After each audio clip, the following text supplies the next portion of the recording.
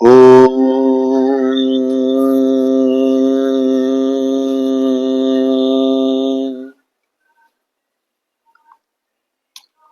सभी का बहुत बहुत स्वागत है। आइए सुनते हैं शिव पुराण के रुद्र संहिता के इस भाग से ऋषि मुनि हमें क्या संदेश देना चाहते हैं। रुद्र संहिता पंचम युद्ध खंड। तारक पुत्र तारकाक्ष विंध्योन्माली और कमलाक्ष की तपस्या, ब्रह्मा द्वारा उन्हें वर प्रदान, माया द्वारा उनके लिए 3 पुरों का निर्माण और उनकी सजावट शोभा का वर्णन। नारद जी ने कहा, पिताजी जो गणेश और स्वामी कार्तिक की उत्तम कथाओं से ओतप्रोत तथा आनंद प्रदान करने वाला है, भगवान शंकर के गृहस्थ संबंधी उसके उत्तम चरित्र को हमने सुन लिया। अब आप कृपा करके उस प्रोत्तम चरित्र का वर्णन कीजिए जिससे रुद्रदेव खेल ही खेल में दुष्टों का वध किया था। महान वीर्यशाली भगवान शंकर ने देव द्रोहियों के तीनों नगरों को एक ही साथ एक ही बाण से किस कारण एवं कैसे भस्म कर डाला। भगवान जिनके भाल में बाल चंद्रमा सुशोभित है, जो सदा माया के साथ विहार करने वाले हैं, उन भगवान शंकर का चरित्र तो देव ऋषियों को आनंद प्रदान करने वाला है। आप वह सारा चरित्र विस्तार पूर्वक वर्णन कीजिए। ब्रह्मा जी कहते हैं, ऋषि श्रेष्ठ, पहले किसी समय व्यास ने सनत कुमार से ऐसा ही प्रश्न किया। उस समय सनत कुमार ने जो कुछ उत्तर दिया वही मैं वर्णन करता हूं। उस समय सनत कुमार ने कहा था, महाबुद्धिमान व्यास जी, विश्व का संसार करने वाले चंद्रमौली शिव ने जिस प्रकार एक ही बाण से त्रिपुर को भस्म किया था, वह चरित्र कहता हूं, सुनो। मुनीश्वर, जब शिव कुमार स्कंद ने तारकासुर को मार डाला, तब उसके तीनों पुत्र को महान संताप हुआ। उनमें तारकाक्ष सबसे ज्येष्ठ था, विंध्योन्माली मझला था और छोटे का नाम कमलाक्ष था। उन तीनों में समान बल था। वे जितेंद्रिय, सदा कार्य के लिए उद्यत, संयमी, सत्यवादी, दृढ़चित्त, महान वीर और देवों से द्रोह करने वाले थे। उन तीनों ने सभी उत्तमोत्त एवं मनोहर भोगों का परित्याग करके मेरु पर्वत की एक कंदरा में जाकर परम अद्भुत तपस्या आरंभ की। वहां उन्होंने हजारों वर्षों तक ब्रह्मा जी की प्रसन्नता के लिए अत्यंत उग्र तप किया। तब सुर और असुरों के गुरु महायशस्वी ब्रह्मा जी उनकी तपस्या से अत्यंत संतुष्ट होकर उन्हें वर देने के लिए प्रकट हुए। ब्रह्मा जी ने कहा, महादैत्यो, मैं तुम लोगों के तप से प्रसन्न हो गया हूं, अतः तुम्हारी कामना के अनुसार तुम्हें सभी वर प्रदान करूंगा। देवद्रोहियों, मैं सबकी तपस्या के फलदाता और सर्वदा सब कुछ करने में समर्थ हूं, अतः बताओ तुम लोगों ने इतना घोर तप किस लिए किया। सनत कुमार जी कहते हैं कि मुने, ब्रह्मा जी की यह बात सुनकर उन सब ने अंजलि बांधकर पितामह के चरणों में प्रणिघात किया और फिर धीरे धीरे अपने मन की बात कहना आरंभ किया। दैत्य बोले, देवेश, यदि आप हम पर प्रसन्न हैं तो हमें वर देना चाहते हैं तो यह वर दीजिए कि समस्त प्राणियों में हम सब के लिए अवध्य हो जाए। जगन्नाथ, आप हमें स्थिर कर दें और हमारा जरा, रोग आदि सभी शत्रु नष्ट हो जाएं तथा कभी भी मृत्यु हमारे समीप न फटके। हम लोगों का ऐसा विचार है कि हम लोग अजर अमर हो जाएं और त्रिलोकी में अन्य सभी प्राणियों को मौत के घाट उतारते रहें, क्योंकि ब्रह्मांड यदि 5 ही दिनों में काल के गाल में चला जाना निश्चित ही है, तो अतुल लक्ष्मी, उत्तमोनगर, न्याय, भोग सामग्री, उत्कृष्ट पद और ऐश्वर्य का क्या प्रयोजन है। मेरे विचार से तो उस प्राणी के लिए ये सभी व्यर्थ हैं।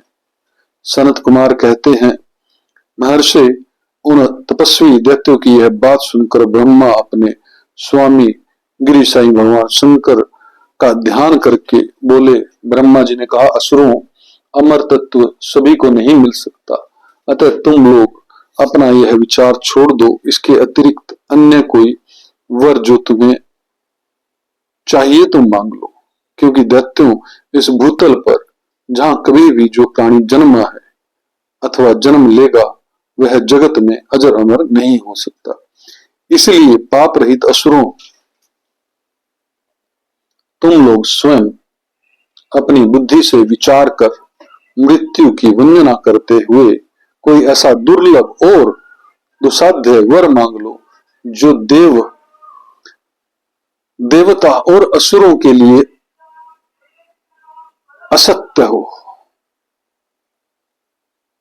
उस प्रसंग में तुम लोग अपने बल का आश्रय लेकर पृथक पृथक अपने मरणों में किसी हेतु की मांग लो, जिससे तुम्हारी रक्षा हो जाए और मृत्यु तुम्हें मरण न कर सके। सनत कुमार जी कहते हैं, महर्षि, ब्रह्मा जी के ऐसे वचन सुनकर वे 2 घड़ी तक ध्यानस्थ हो गए। फिर कुछ सोच विचार कर सर्वलोक पितामह ब्रह्मा जी से बोले। दैत्यों ने कहा, भगवान, यद्यपि हम लोग प्रबल पराक्रमी हैं, तथापि हमारे पास कोई ऐसा घर नहीं है जहां हम शत्रुओं से सुरक्षित रहकर सुखपूर्वक निवास कर सके। अतः आप हमारे लिए ऐसे 3 नगरों का निर्माण करा दीजिए जो अत्यंत अद्भुत और संपूर्ण संपत्तियों से संपन्न हो, देवता जिनका प्रदर्शन न कर सके। लोकेश, आप तो जगत गुरु हैं, हम लोग आपकी कृपा से ऐसी 3 पुरों में अधिष्ठित होकर इस पृथ्वी पर विचरण करेंगे। इसी बीच तारकाक्ष ने कहा कि विश्वकर्मा मेरे लिए जिस नगर का निर्माण करे वह स्वर्ण में हो और देवता भी उसका भेदन न कर सके। तत्पश्चात कमलाक्ष ने चांदी के बने हुए अत्यंत विशाल नगर की याचना की और विनोमाली ने प्रसन्न होकर वज्र के समान कठोर लोहे का बना हुआ बड़ा नगर मांगा। ब्रह्मांड ये तीनों पूर्व मध्याय के समय अभिजीत मुहूर्त के में चंद्रमा के पुष्य नक्षत्र पर स्थित होने पर एक स्थान पर मिला करें और आकाश में नीले बादलों पर स्थित होकर ये क्रमशः एक के ऊपर एक रहते हुए लोगों की दृष्टि से ओझल रहे। फिर पुष्करवर्त नामक काल भेगों ने वर्षा करते समय 1 सहस्त्र वर्षा के बाद ये तीनों नगर परस्पर मिले और एक ही भाव को प्राप्त हो, अन्यथा नहीं। उस समय कृतिवासा भगवान शंकर जो वैर भाव से रहित हैं, सर्वदेव मैं और सबके देव हैं, लीला पूर्वक संपूर्ण सामग्रियों से युक्त एक असंभव रथ पर बैठकर एक अनोखे बाण से हमारे पुरों का भेदन करें। किंतु भगवान शंकर सदा हम लोगों के वंदनीय, पूज्य और अभिवादन के पात्र हैं, अतः वे हम लोगों को कैसे भस्म करेंगे, मन में ऐसी धारणा करके हम ऐसे दुर्लभ वर को मांग रहे हैं। सनत कुमार जी कहते हैं, व्यास जी, उन दैत्यों का कथन सुनकर सृष्टिकर्ता लोक पितामह ब्रह्मा ने शिव जी का स्मरण करके उनसे कहा कि अच्छा ऐसा ही होगा। फिर मैं को भी आज्ञा देते हुए उन्होंने कहा कि हे मैं, तुम सोने चांदी और लोहे के 3 नगर बना दो। यूं मैं को आदेश देकर ब्रह्मा जी उन तारक पुत्रों को देखते देखते अपने धाम स्वर्ग को चले गए। तदंतर धैर्यशाली मैंने अपने तपोबल से नगरों का निर्माण करना आरंभ किया। उसने तारकाक्ष के लिए स्वर्ण में, कमलाकाक्ष के लिए रजत में और विंध्योमाली के लिए लोह में यूं 3 प्रकार के उत्तम दुर्ग तैयार किए। वे पूर्व क्रम से स्वर्ग, अंतरिक्ष और भूतल पर निर्मित हुए थे।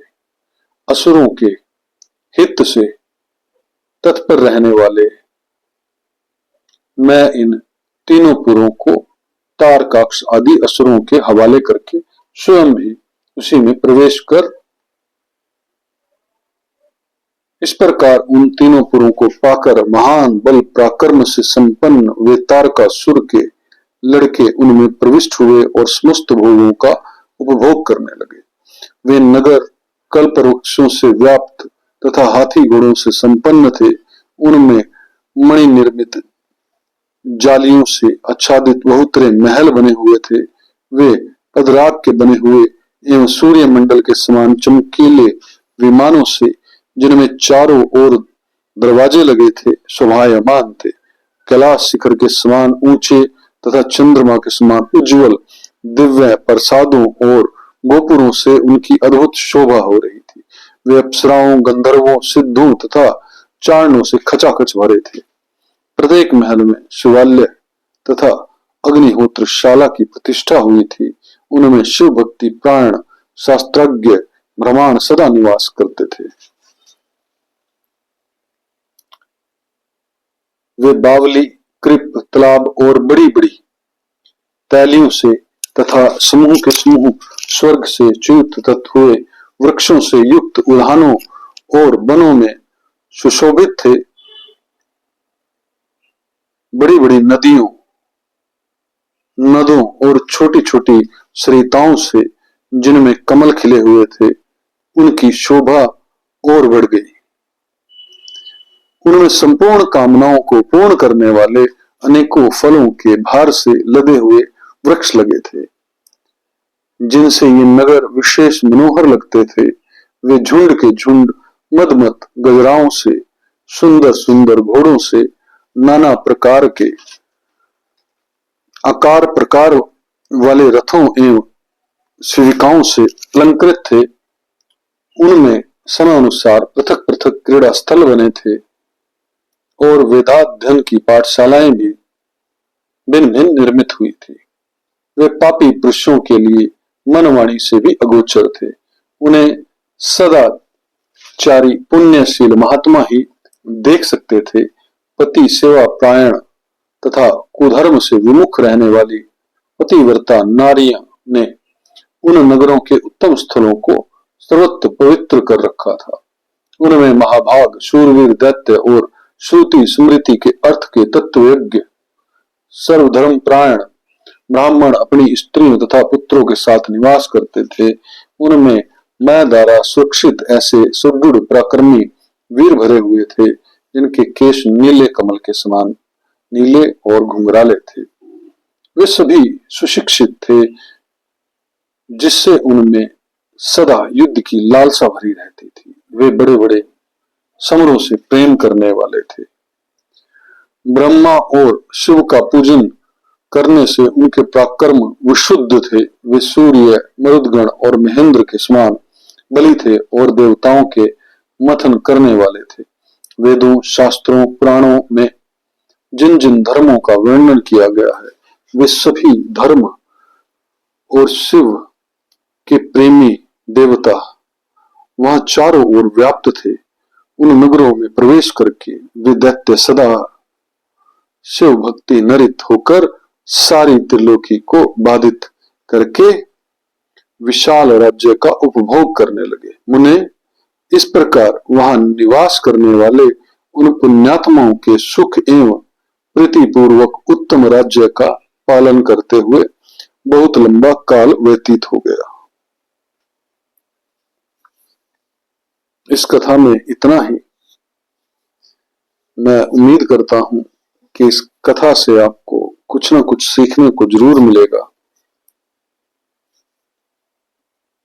आपके जीवन में भगवान शिव की कृपा सदैव सदैव बनी रहे। ओम तत्सत, ओम तत्सत, ओम तत्सत।